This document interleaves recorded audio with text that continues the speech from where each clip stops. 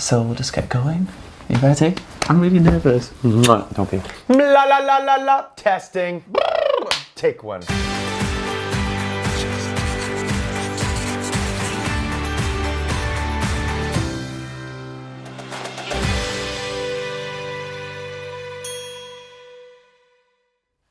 Hi guys, welcome back to another instalment of my Decent Exposure series. Today I am very excited to be joined by Olivier and Tony Award-winning actor, Broadway star, and most importantly, one of my best friends, Mr. Gavin Creel. Hi everybody. Hi Gavin, how are you? I'm so good. It's so nice to see you back in London. I know, we're just sitting in the flat that I did Mary Poppins in right now. Yeah. So we met in Mormon 7 years ago now. 2013. You're over here now doing Waitress. Yep. It's your fourth time in the West End. Yeah, I did Mary Poppins in 2006 to 2008. Hair for 6 months in 2010. Met you and had the best time. Yeah. 2013 to, what was it, 2014? 15, yeah. Yeah. And then this now. Yeah. So what is it about London that just keeps dragging you back here? Oh, the people. Yeah? Yeah. And the jobs. Like the fact that I never thought I would have a job in the West End. I never thought I would be, you know, you live in New York City and you dream of going to Broadway and doing that. It doesn't feel like something that's an option. And then Mary Poppins, I was trying to get the Broadway show and I just didn't get it. And they said, yeah, we're not going to put you on Broadway, but do you want to come do it here? Oh, so you auditioned for it on Broadway? I had 4 callbacks. At the end, it was me and the girl who eventually got the part in the lobby with Richard Eyre and Matthew Bourne and James Powell, the associate resident director, and her. And when they were just handing us sides and going, okay, do this one. Great, Gavin, great. Yeah, Ashley, we just need you to do adjustments. And I realized at the time, they were like, yeah, you're not getting the part, but we're going to work with Ashley. And I didn't get it. And then I thought, oh, crap. I remember I think I had like $5,000, which is a lot of money, but living in New York City, it's not a lot of money. I had that was it. And I had no job, no prospects. And I was 30 years old. I'd been nominated for a Tony Award. Like all the things you think, oh, you've been on Broadway twice.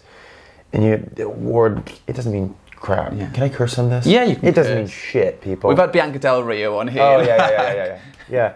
But like, it doesn't matter because at the end of the day, you need a job. So London calls and I'm like, yeah, I want the job, and I had the best time, and I continue every time I come here. I have a great time.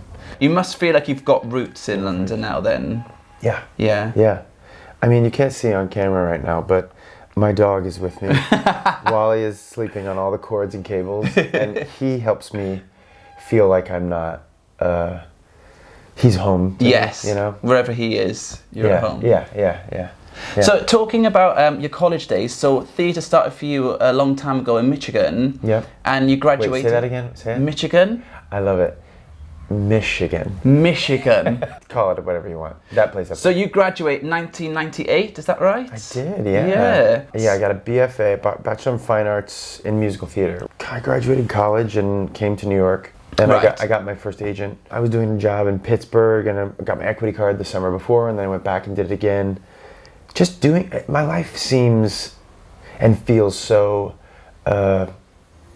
step by step. Like it happened very quickly. I got very lucky very, very quickly. I got my equity card doing the ensemble in like 5 shows in a summer theater, and then came to New York City and auditioned, and I got a national tour of Fame, the musical, which has played here like 900 times. Yeah, well actually I found a really nice clip of You're not going to play it?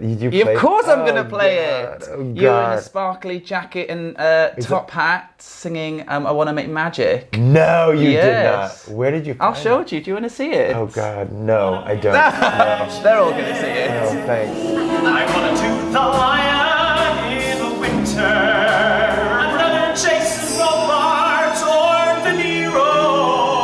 I want to make So was that your first lead role? Yeah, professionally. Obviously now you are a leading man. Your job is a leading man, so you'll always get offered roles in that category. Well, yeah, I have to audition. Yes, you still got to audition. Sometimes I get offers, that's nice. Yeah. But do you remember the feeling that first time when you got a phone call and said, this is yours? Yes, I have to tell you, this for Fame, I'd moved to the city in 1998, like you said. I'd stayed in, a friend let me stay in his one-bedroom apartment on the Upper West Side, which I thought was like a nice apartment. Now I think back, it was massive. Yeah. And it was on 79th Street next to Central Park. Wow. It's a stunning apartment. John Shack, I'm going to shout out to John Shack for being the kindest man who set me off on the business with a place to stay. Because finding an apartment in New York City is almost worse than trying to find a acting job. But I'll never forget, it was like September, came in from the city after my gig in Pittsburgh, and got the place to stay, and I just started opening up Backstage newspaper, because at the time there was no internet. Right. And there was, but it wasn't what it is now, and everything was in the paper still, so I opened it up, and I see Fame the Musical, and it's like Italian guy, and I'm like, I'm not Italian, but I'll audition for it. I was also trying to find a waiting job, because I had no money, and I got this job at this place called Republic Noodle Bar in Union Square, which is they don't have it anymore, it's gone. Right. And I trained for a day, and then at the end of that day, I went home and I had a phone call that said I got this job. So then I called, my agent called, I got that agent that I got from the showcase. And they're like, congratulations, you got the job. And I was like, I got the job? I got this lead part? And they're like, yeah. You're going to go on tour and Fame the Musical. And they were paid me like, again, this is a lot of money, but it was like $850 a week, which minimums now are well over $2,000 a week in the States. And I was like, they're gonna pay me what? And they're gonna give me a per diem, and I got money on top of that and I'm in a room with these people and save this money, and I called the restaurant right after my first day of training. I was like, I'm not coming in tonight. I just totally bailed. Working in that restaurant, was that your last Muggle job? It was. Oh, wonderful. Yeah, nicely done. I've been very, very lucky. Yeah. There have been times where I've run out of money, for sure. Before I came to do Mary Poppins on the West End, I had less than $5,000 to my name again. And I was like, what am I going to do? Yeah.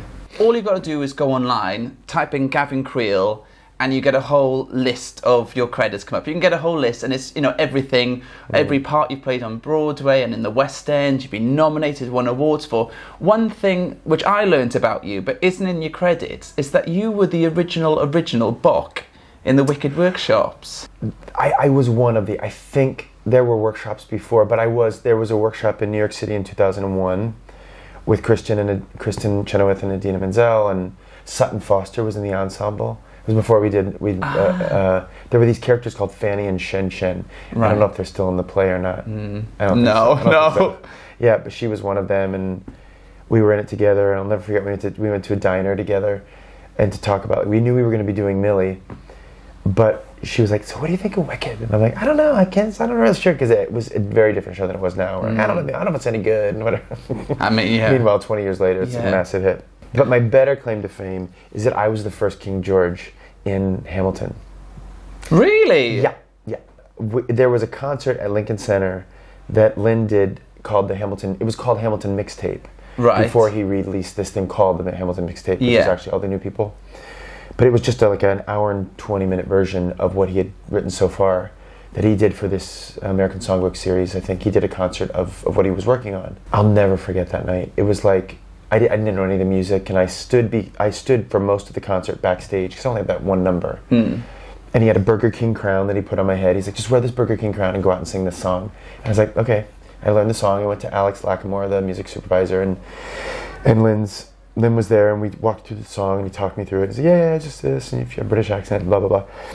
And it was unbelievable. It was like one of those things where I stood next to the guy who did the monitors, like the monitors so you can hear yourself on stage for the concert.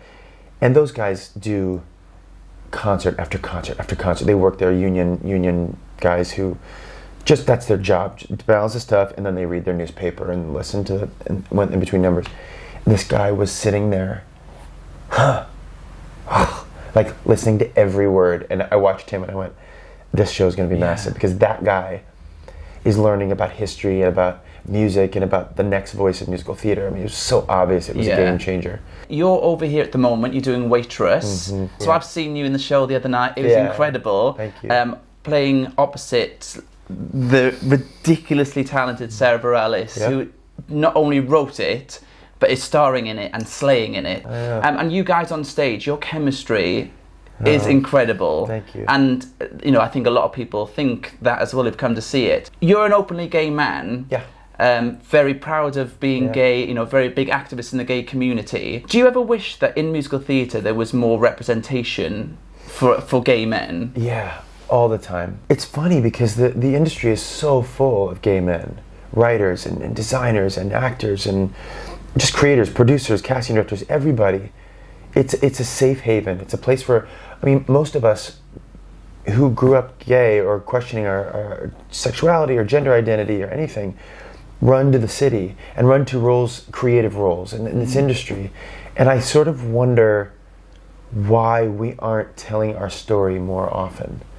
And I'm sad by that. We do, it's happening more, but if I'm honest, there's a lot of ways we're sort of on the fringe. We'll be a supporting character, or we'll be something, and I wonder / worries and / challenge a conversation of, is it because it's not producible? Or is it because the majority of people don't want to pay to go watch that story? Or are they homophobic? Or is it, I don't know what the answer is.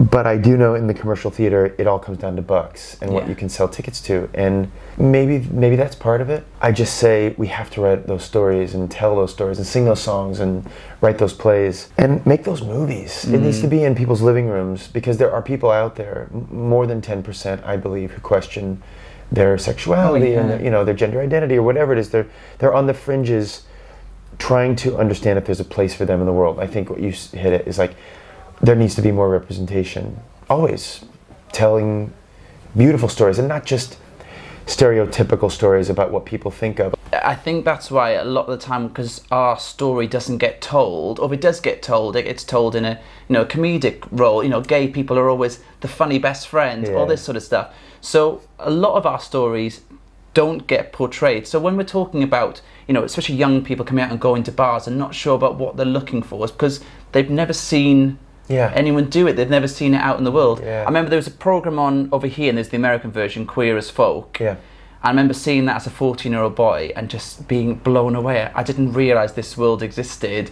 a world where I would be the norm.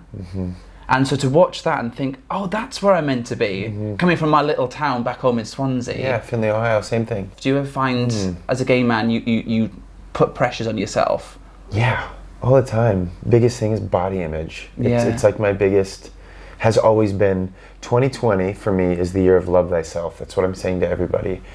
Not everybody, you should. I'm saying it to myself. This is what I'm trying to do. There's a sign on the wall right now. Yeah, there's loads. Yeah, I'm just trying to reclaim my self-confidence and going through stuff in life where I'm just like, who am I? What do I want? And it's easy, I think, maybe if people who are fans of mine or have seen me in shows and met me at the stage door, to think, oh, you won awards and you're successful and they pay you to do what you love. And yes, and I'm grateful for all those things, but it doesn't make me any less nervous about, am I good looking enough? Am I talented enough?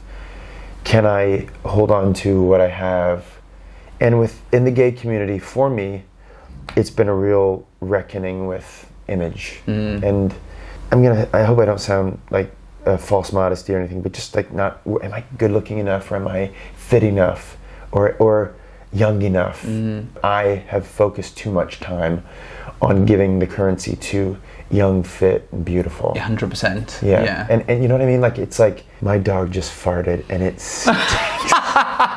Thanks, Wolf. Yeah, you better look up. Oh, you can cut into that if you want. It's like a thing I'm not proud of, but I'm also proud of at 43 years old to be dealing with it. Because somebody said to me, this is the youngest you're ever going to be right now. And my other favorite phrase was, I wish I had the body that I hated when I was 25. Yeah. I've spent so much time hating my body. It's too skinny, or it's too hairy, or it's too smooth, or too bony, or my arms aren't big enough, or my face isn't thin enough, or this level of expectation. And the whole time, I look back now and I see pictures of myself when I was in hair, and I was like, look at how good I looked. I looked really good. Or I was in Millie, and look how young I was, and how I thought everybody was just like, we don't care who you are, and we don't like the way you look. And I'm the one telling this story. Yeah. And it's like, I'm trying to untell that story. I'm just trying to go, hey, it's okay that you did, but let's move forward and not tell that story anymore. Let's love thyself, you know? I think it's hard as gay men, we're the only people who have to be put into categories, whether you're a twink, whether you're a jock, whether you're an otter, whether you're a bear. There's all these categories, and even on like gay dating apps, you enter what you are and what you're looking for, and if you feel you don't fit into any of those categories, or if you are in a category which you then grow out of, so if you're a twink and then all of a sudden you find yourself in your mid-30s and you're like, what am I now? Okay, what are you? Well, I don't know anymore. You're a twunk. A twunk? You're a twunk. Old twink? No. A twunk, have you heard of that? Which is a twink? It's like a twinkie hunk. Okay. Yeah, and I'm an otter. I also am like, why do we do this? Yeah. Why is it necessary? I think we just as human beings want to be able to understand what we're getting into and what we're looking for. It's the same reason why musicals are based on movies that we saw when we were 10 now, or plays were musicals in the 40s were based on plays that people saw 10 years prior. Yeah. It's really hard to make something and be something original. It's really hard to just step into finding something that is new, because A, nothing's new. It's all just recycled ideas, I think. And B, we were talking about this, the unknown is really scary. Yeah. And you want something to hold on to that you can recognize. If you, like we were talking earlier, if you can't imagine it, if you can't see that representation is out there, then you could walk out into the dark and be grabbing for something new, and no one is around you because everyone's holding back to the back. Well, sorry, I'm an otter, I'm a twunk, I'm a twink, I'm a hunk, I'm a Chelsea boy, I'm this. Well, who am I? What am I? Because I don't really fit into any of those categories, and I don't want to fit into those categories. It makes me wonder, though, if anyone truly feels like they are in that category, because it just comes down to physical attributes. I know. But when you sort of take your personality, like everyone's multifaceted, everyone, even the most shallow seeming people have got many different sides to them. So if you're sort of thinking you're one thing, but then you've got different inclinations to a different side of you, being able to bring those all together and express yourself as just, it's me. Yes, and I think what we get in trouble is, oh, I'm an otter and I do this. I have to stay here. Now I've told the world I'm this. It's kind of why, talk about this, it's the whole thing about social media is, we're constantly telling the world who we are. I'm like, I'm not that interested. And I think I'm in the minority because I don't look at anything. And once in a while I will look at something, but it's usually because I'll be like, who is this person? Do I know this person? And I'll put their name in Instagram because I don't follow anybody, so I have to like use the search. I don't know. I don't understand really how it works. It's why I don't post a lot, because as an actor, and also just privacy, I don't want people to know a whole lot about me. In this, talking to someone, having a conversation, that's interesting to me. Yeah. You asking questions, me asking you questions, thinking about what do the labels of the gay community mean, and what ultimately, I never thought of that. But if I'm saying I'm an otter, I always do this. These are my likes, my dislikes, whatever. Okay, cool. I find it really hard to change my mind if I've been telling the world I'm this, this, and this. And we should be afforded the opportunity to change our minds and have that. I think we're sliding more from side to side. You're either a Democrat or a Republican. Yeah. You're liberal or you're conservative. You're for Trump or you're against Trump. And I'm like, okay, but what about all the people in here who don't? No, go to the edges. We're not going to survive if we keep doing that. Now we've come to the part of the interview where I get decent exposure on Gavin Creel. Are you ready? Yes, I'm ready. Okay. First question for you, Gavin. Okay. One item you couldn't live without. Wally. Aww. My dog. Yeah. I can't imagine life without him, though I have tried many times. He's a little bit of an asshole. No, he is a bit of an asshole. Yeah, but... he really is. Which talent or skill would you most like to wake up with tomorrow? I want to learn how to play the guitar. I don't have to learn it. Yeah. I just want to know how to play it. I think it would help my songwriting. I think it would be to serenade people, to have a new sound to my writing. You already play piano? Yeah, and trumpet. And trumpet? Do you? I can play a little flute, not well. What is your most overused word or phrase? Like. Yeah. I'm trying to get those connector words out, like and things like that. usually use like when I'm describing a conversation. She was like, and I'm like, oh, I don't know, and she's like, I need to try to get like out. I love these questions. These are so fun. A job you would like to do besides your own? I was gonna say chef, but I'm the laziest cook these days. I'd like to be no, I don't want to do that either. I'd love to be involved with homes in some way. I love HGTV at home, home and garden television.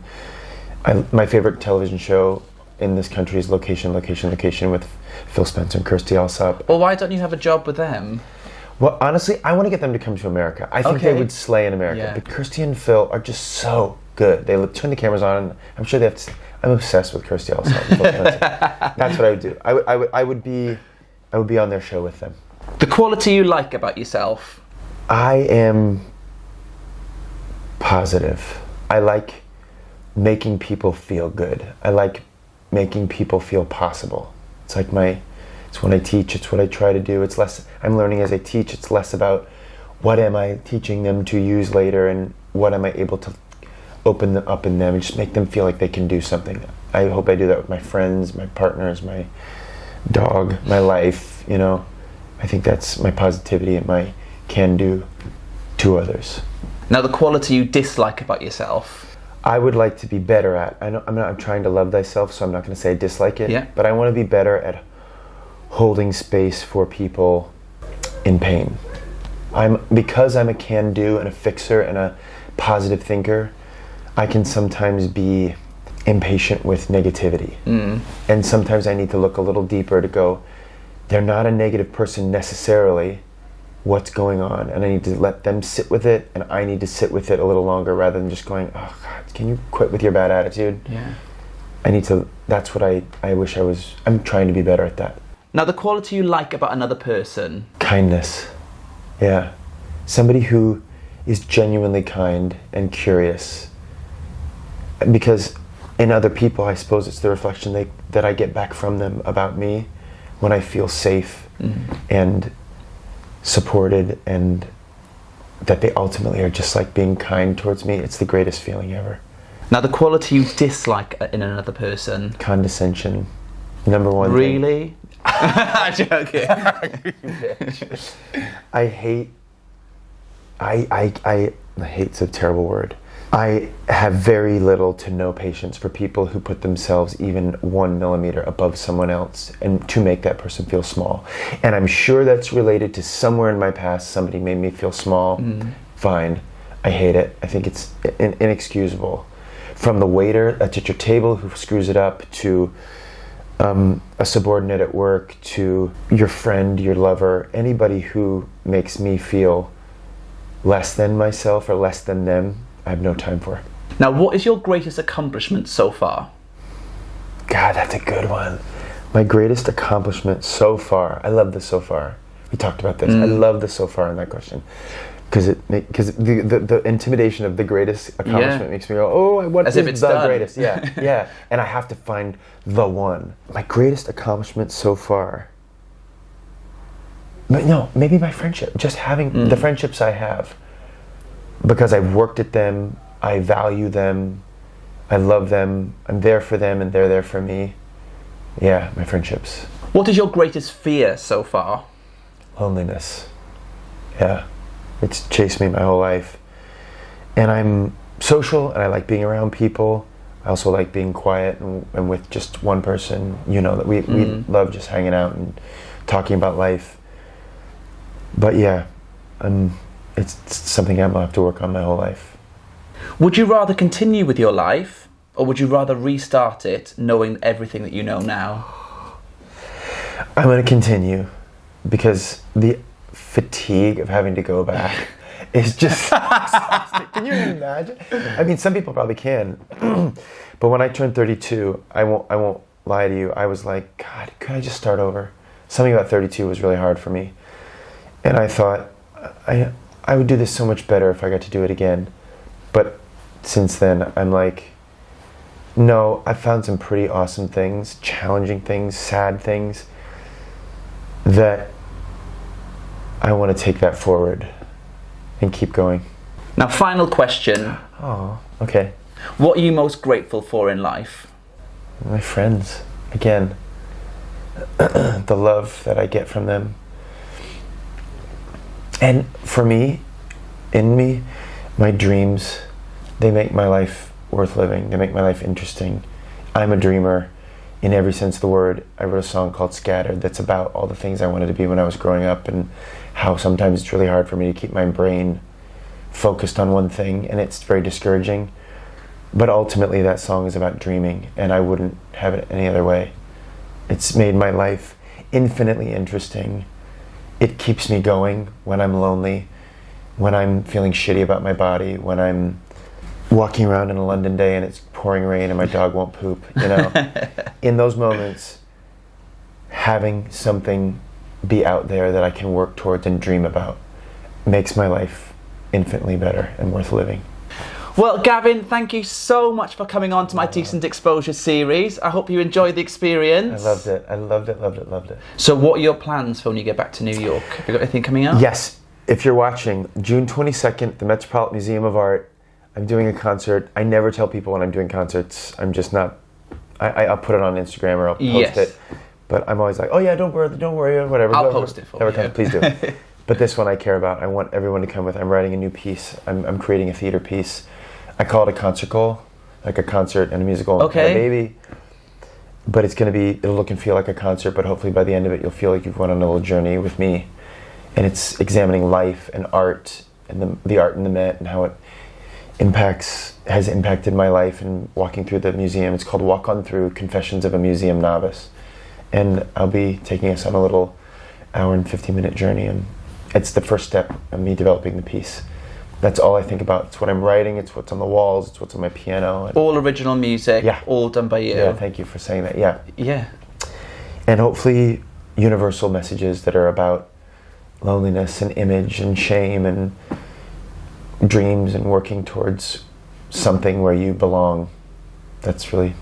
And what date? June 22nd. June 22nd. We'll put a little link in the description below. So if you're in New York, make sure you get along to see it. Yeah, please come. But for now, Gavin Creel, thank you ever so much. I love you. Bye. Bye.